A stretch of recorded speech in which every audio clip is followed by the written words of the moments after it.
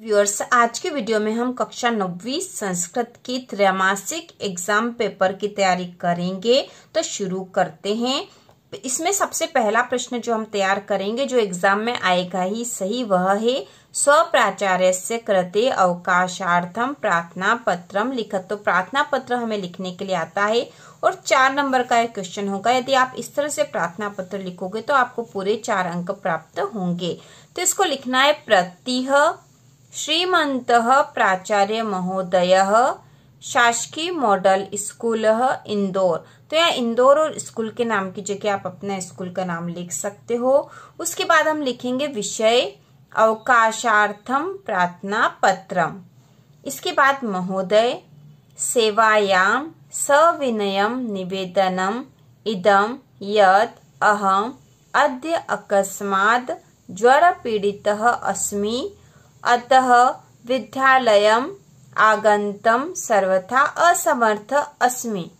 कृपया 5 दिवसानां अवकाशं स्वीकुर्वन्तु। इसके बाद हम लिखेंगे दिनांक, जो भी दिनांक हो आपके एग्जाम का वह लिखना है। उसके बाद भवदीय शिष्य, उसके बाद यहाँ अपना नाम और यहाँ आ जाएगी कक्षा। तो इस प्रकार से प्रार्थना पत्र लिखना है। फिर से एक बार देख लेंगे। प्रतिह श्रीमन्तः प्राचार्य महोदयः शासकीय मॉडल स्कूल इंदौरः विषय अवकाशार्थं प्रार्थना पत्रम। महोदयः सेवायां सविनयं निवेदनम् इदं यद् अहम् अद्य अकस्मात् ज्वर पीड़ितः अस्मि, अतः विद्यालयम् आगन्तुं सर्वथा असमर्थ अस्मि। कृपया 5 दिवसानां अवकाशं स्वीकुर्वन्तु। दिनांक, भवदीय शिष्य, नाम यहाँ पर आपको लिखना और उसके बाद यहाँ पर नाम लिखना। ठीक है, यहाँ नाम लिखना, यहाँ तो हम दिनांक लिखेंगे जिस दिनांक को आप यह प्रार्थना पत्र लिखोगे।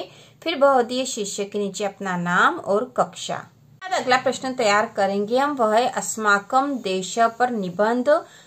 इस विषय पर आपको 10 लाइन लिखने के लिए आएगी, जो कि निबंध की 10 लाइनें हमें लिखनी है। अस्माकम देश या संस्कृत भाषाया महत्वम या पुस्तकम पर भी आ सकती है। तो हम अस्माकम देश पर करेंगे क्योंकि अधिकतर ये आता ही है और इस बार भी आने की पूरी संभावना है।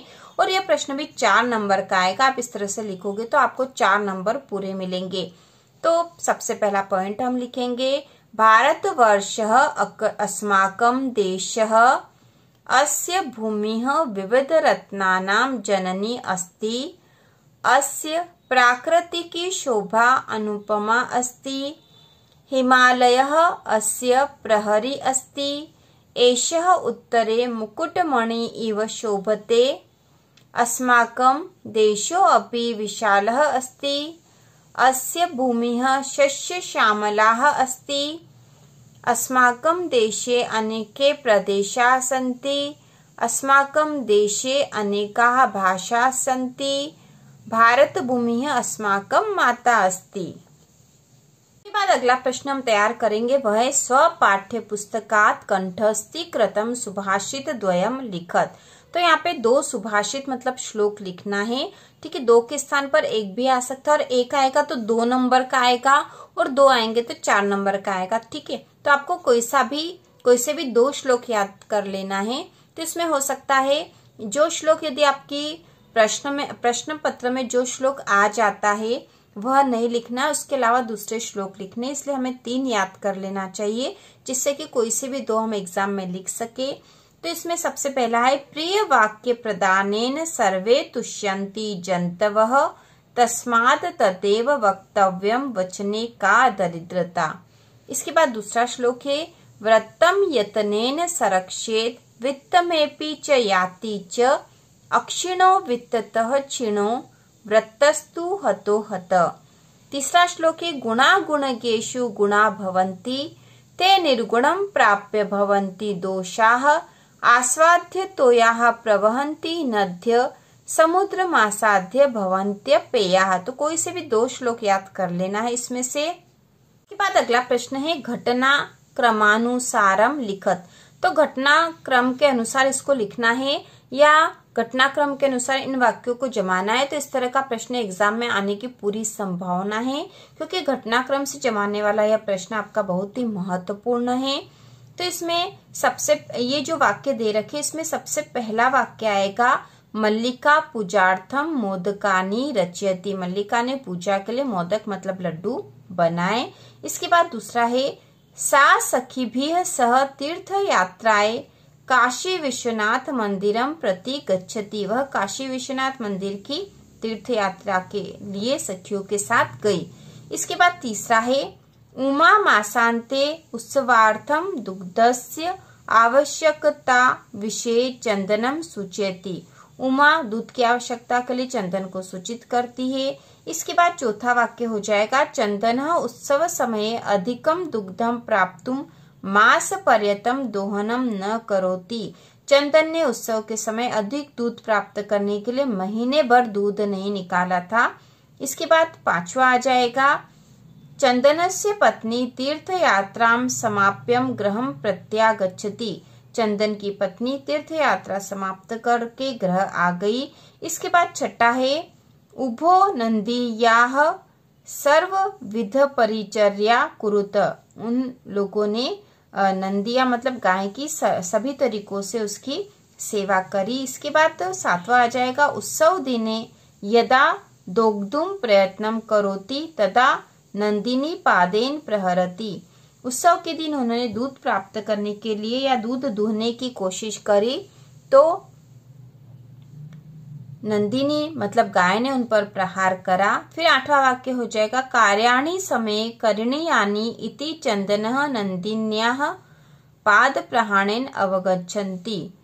तो इस प्रकार से 8 वाक्य को क्रम से जमाएंगे और क्रमानुसार लिखने के लिए आ सकते हैं, पूरी संभावना है। इसके बाद जो प्रश्न एक आता है एग्जाम में वह है अधोलिखितेषु गद्यांशस्य प्रश्नानाम उत्तराणि संस्कृत भाषायाम लिखत।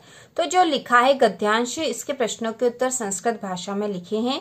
तो इस प्रकार के लिखने हैं हमें। इस प्रकार के 2 गद्यांश आते हैं और यह सबसे महत्वपूर्ण है। तो यहाँ पर है पुरा कस्मिंश्चित् ग्रामे एका निर्धना वृद्धा स्त्री न्यवसत् तस्याः च एक दुहिता विनम्रा मनोहरा चासीत्। एकदा माता स्थाल्यां ताण्डूलान् निक्षिप्य पुत्रीम् आदिशत् सूर्यातपे खगेभ्यो रक्ष। किंचित् कालात् तदनन्तरम् एको विचित्र काकः समुड्डीयं तस्याः समीपम् अगच्छत्। नेतादृश स्वर्णपक्षो रजतचंचु स्वर्णकाकस्तया पूर्व दृष्टः तं ताण्डूलान् खादन्त हसन्तलज्ज विलोक्य बालिका रोदितुमारब्धा। तो इस प्रकार संस्कृत का एक गद्यांश होकर इसके नीचे प्रश्न दे रखे होंगे जिसके उत्तर हमें देने हैं। तो इसमें प्रश्न है ग्रामे का न्यवसत। तो इसका उत्तर आ जाएगा ग्रामे एका निर्धना वृद्धा स्त्री न्यवसत। इसके बाद दूसरा है दुहिता कीदृशी आसीत्। तो इसका उत्तर है दुहिता विनम्रा मनोहरा च आसीत्। तीसरा प्रश्न है माता पुत्रीम किम आदिशत्। तो इसका उत्तर होगा माता पुत्रीम आदिशत् सूर्यातपे खगेभ्यो टंडुलान रक्षते। सारे उत्तर इसी गद्यांश में से ही छाटकर लिखे हुए हैं। इसके बाद है काकः कीदृश आसीत्। तो काका कैसा था तो वह स्वर्ण पक्षो रजत चंचलु स्वर्ण काकस्तया। तो इसका उत्तर है काकः स्वर्ण पक्षो रजत चंचलु आसीत्। इसके बाद अगला है स्थाल्याम ताण्डुलान का निक्षेपवान। तो यहाँ पे का के स्थान पर वृद्धा स्त्री आ जाएगा। स्थाल्याम ताण्डुलान वृद्धा स्त्री निक्षेपवान। तो इस प्रकार इस गद्यांश के प्रश्नों के उत्तर होंगे। दूसरा गद्यांश हम देखेंगे अस्ति हिमवान नाम सर्वरत्न भूमि नगेंद्र तस्य सानुः उपरि विभाति कलनपुरम नाम नगरम तत्र जिमुतकेतु इति श्रीमान विद्याधर पति वसति स्म। तो इस प्रकार से गद्यांश है। तो इसके नीचे जो प्रश्न होंगे उसके हमें उत्तर देने हैं। इसमें पहला प्रश्न है हिमवानस्य सानुः उपरि कम नाम नगरम विभाति। किस नाम का नगर था। तो नगर का नाम था कलनपुरम। ठीक है, यह आएगा यहाँ पे। तो कम के स्थान पर हम ये लिख देंगे कलनपुरम। बाकी वाक्य पूरा ऐसा ही होगा और पूर्ण विराम लग जाएगा। ख वाला है सर्वरत्न भूमि नगेंद्रस्य नाम किम। तो हिमवान नाम नगेंद्र था तो हिमवान आएगा यहाँ पे। अस्ति हिमवान नाम सर्वरत्न भूमि नगेंद्र। तो यहाँ पे किम के स्थान पर आ जाएगा हिमवान। ठीक है, किम के स्थान पर हिमवान। इसके बाद है जिमुत केतु पुत्रस्य नाम किम। जिमुत केतु के पुत्र का नाम क्या था? तो उसके पुत्र का नाम था जिमुत वाहनम। ठीक है, जिमुत वाहनम ये आएगा यहाँ पर। जिमुत वाहन कीदृश आसीत, तो जिमुत वाहन कैसा था? तो हम यहाँ उत्तर लिखेंगे यहाँ से, सह जिमुत वाहन महान दानवीरम सर्वभूतानुकंपी च अभवत। इसके बाद अगला है जिमुत वाहन कीदृश आसीत, यह हो गया है। इसके बाद है जिमुत केतु कुत्र वसन्ति स्म। जिमुत केतु कुत्र वसति स्म।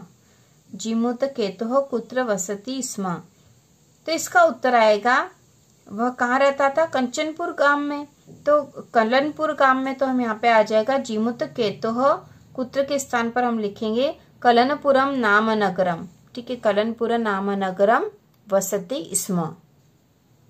इसके बाद कुछ महत्वपूर्ण वैकल्पिक प्रश्न देख लेंगे। तो इसमें पहला है विद्याधन आलय तस्मिन् पदे संधि अस्ति। तो विद्याधन आलय इस पद में है दीर्घ संधि। दूसरा है सूर्यधन उदय इत्यस्य पदस्य संधि अस्ति। तो इस पद में संधि है सूर्योदय।